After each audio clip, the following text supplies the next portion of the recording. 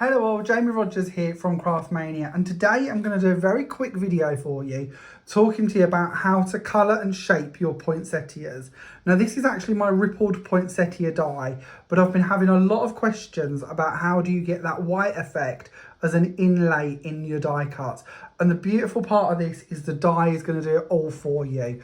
I'll show you the die cutting, I'll talk to you more about it, but I promise you this is really easy. The die is going to do the work for you.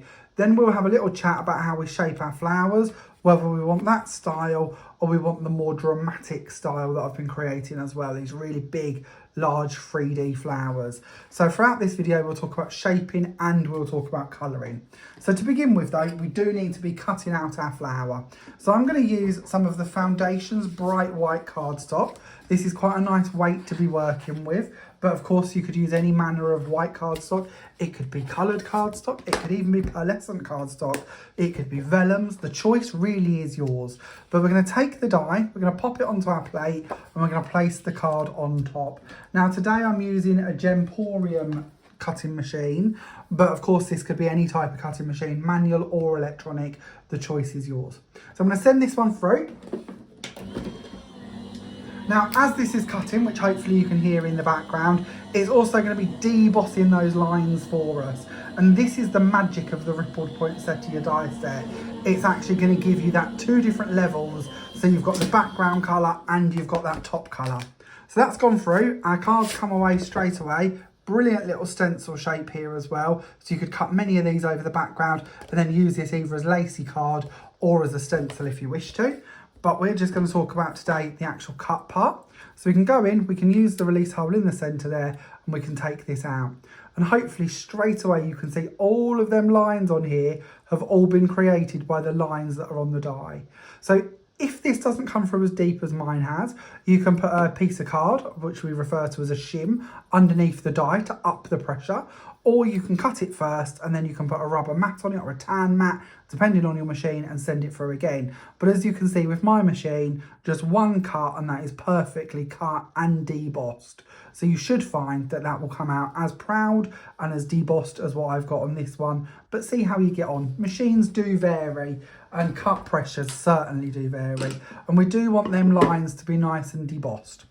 So then, onto our polishes. Now, a lot of the samples and all the ones I'm going to be talking to you about today, I've been using my metallic gilding polish in Ocean Teal. Now, Mania currently have all of our polishes, which is all of the metallic polishes that is, which there's 40 different colours of on offer, where you buy 3 and you get 1 free.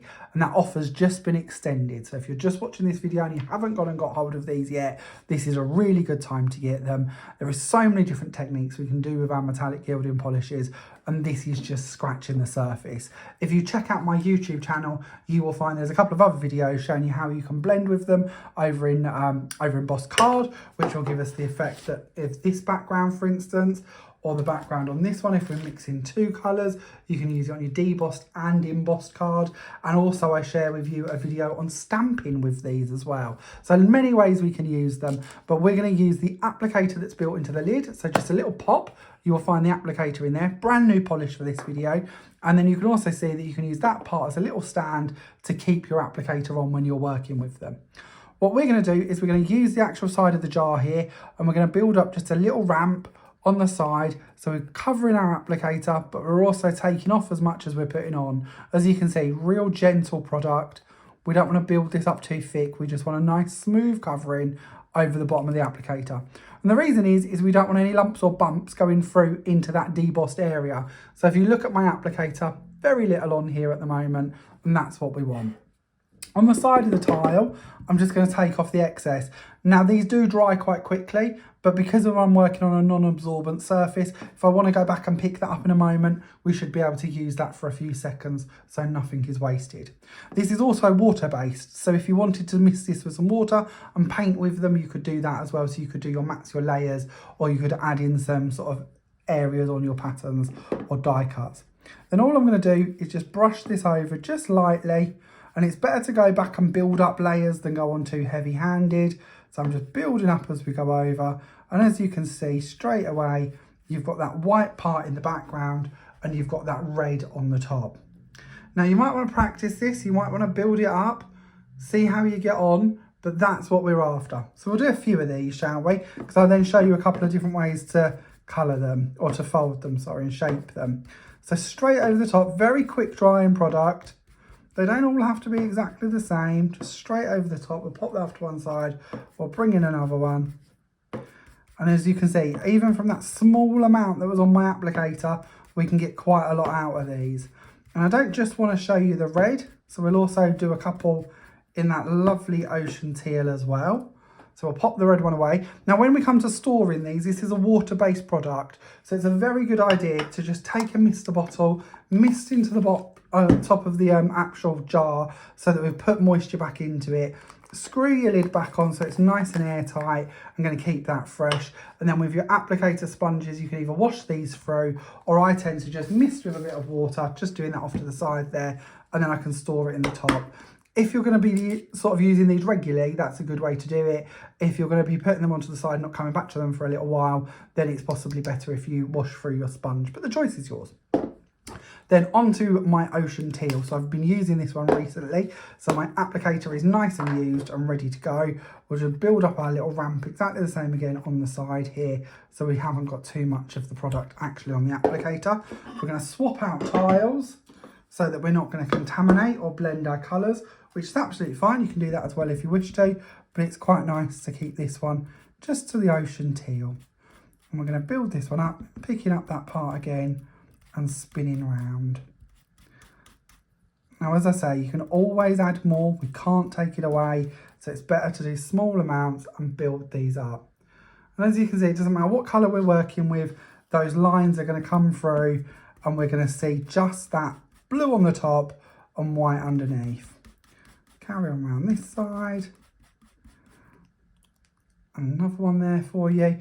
Now, of course, with 40 different colours to choose from, the Rippled Poinsettia, although we class it as a poinsettia, could certainly become a whole manner of flowers and a whole manner of different colourways.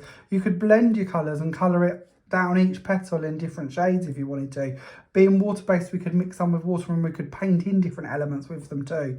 So many, many ways in which you're going to be able to use your polishes in conjunction with this die set. With the die, not only do you get several sizes of the flowers, you also get some holly as well.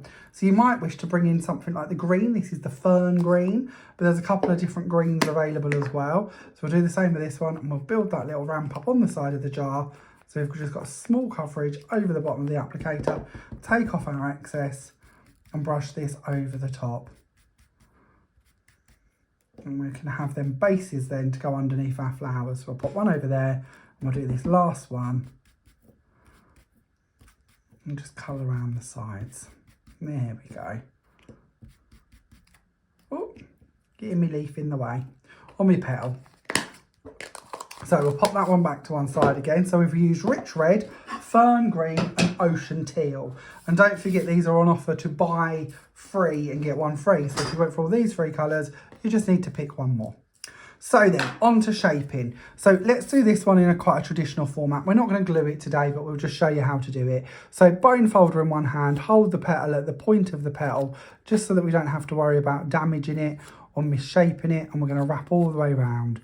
Once we're, oh, missed one, come back. There we go, the one I was holding on to. So once you've got it shaped, so it's sort of formed up, which is quite lovely, we're then going to bring those up and just give that a little pinch so that we then have that base layer.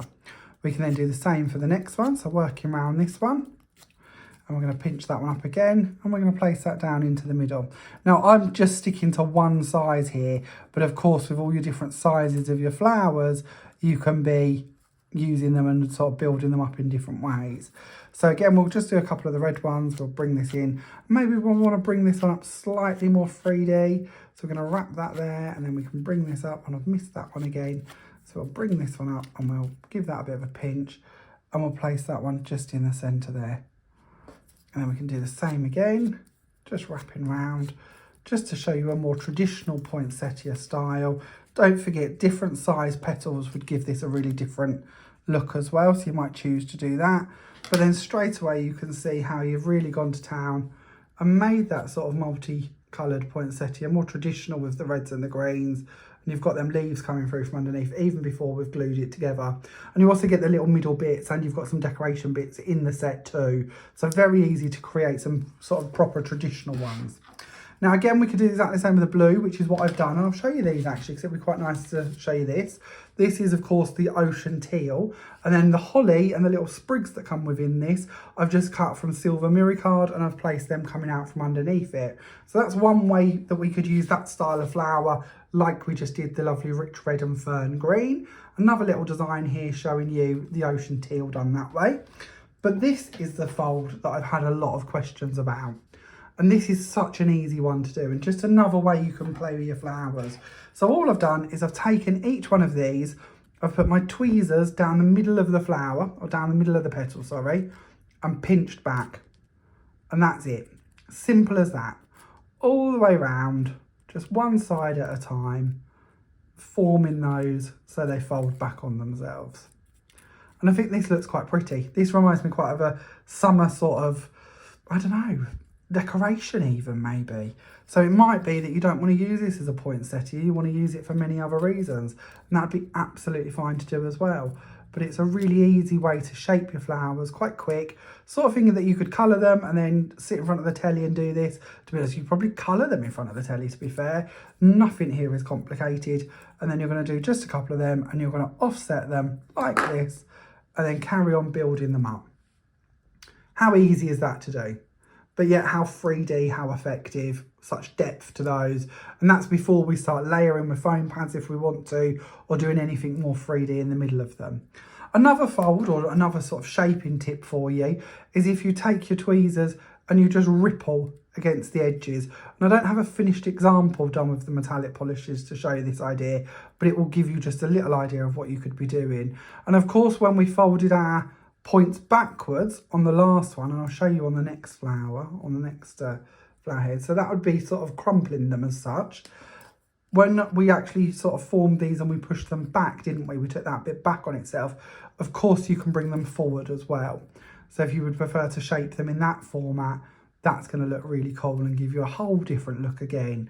So there's quite a few ways in which you can form these, and a few different sort of polishing ways that you can add to them, and techniques you're going to be able to do with them once you've got them. So whether you want to go more traditional with a rich red and the fern green, more modern with the ocean teal, or maybe you'd like to pick some of the other colours. As I mentioned, there are 40 different metallic polishes on offer at Craft Mania, and as I mentioned, they're currently on a buy three get one free offer. Just use coupon code POLISH.